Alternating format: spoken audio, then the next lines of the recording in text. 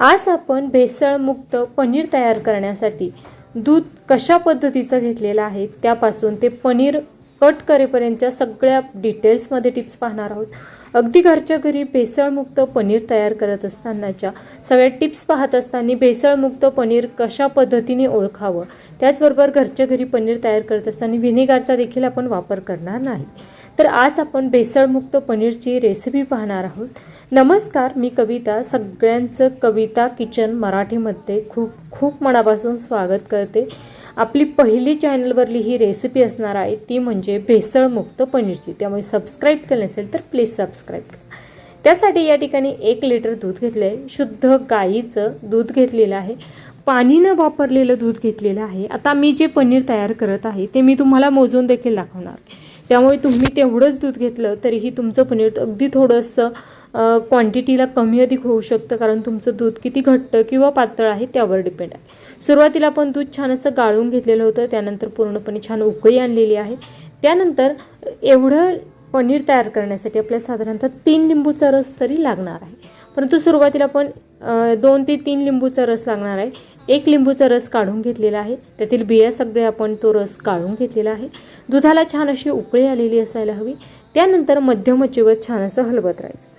अगदी तुम्ही पाहू शकता, सुरुवातीला 1 लिंबूचा रस टाकलेला आहे, त्यानंतर दुसऱ्या लिंबूचा रस देखील आपल्याला यामध्ये पिळून टाकायचा आहे। 1 लिटर दूधाचं पनीर करण्यासाठी साधारणतः 2 ते 3 लिंबूचा रस लागतो, तर 2 लिटरचा पनीर तुम्हाला तयार करायचं असेल तर त्यासाठी 4 ते 5 लिंबूचा रस हा लागणार आहे।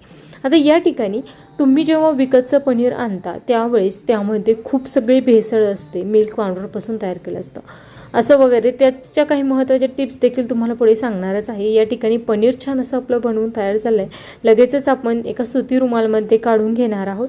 त्यानंतर आपल्याला ते पनीर सेट करण्यासाठी ठेवायचं आहे। आता भेसळमुक्त पनीर जेव्हा असतं तेव्हा त्यामध्ये खूप सगळं पाणी असतं, मिल्क पावडर किंवा युरिया असे खूप सगळे वेगवेगळे प्रकार आपल्याला सध्या ऐकायला येत आहे आणि त्यापासून हे पनीर तयार केलेलं पाहावयास मिळत आहे। त्यामुळे विकतचं पनीर शक्यतो टाळा आणि घरच्या घरी अशा पद्धतीचं शुद्ध आणि सात्विक पनीर तयार करा। अगदी विकतचं पनीर जर भेसळयुक्त असेल तर त्याचा वास थोडासा खराब येतो। जेव्हा आपण ते परतवण्यासाठी ठेवतो तेव्हा त्यातील पाणी सेपरेट होत असतं। आता अशा पद्धतीने आपण हे घरच्या घरी तयार केलेलं पनीर एका सुती रुमालमध्ये काढून घेतलेलं आहे।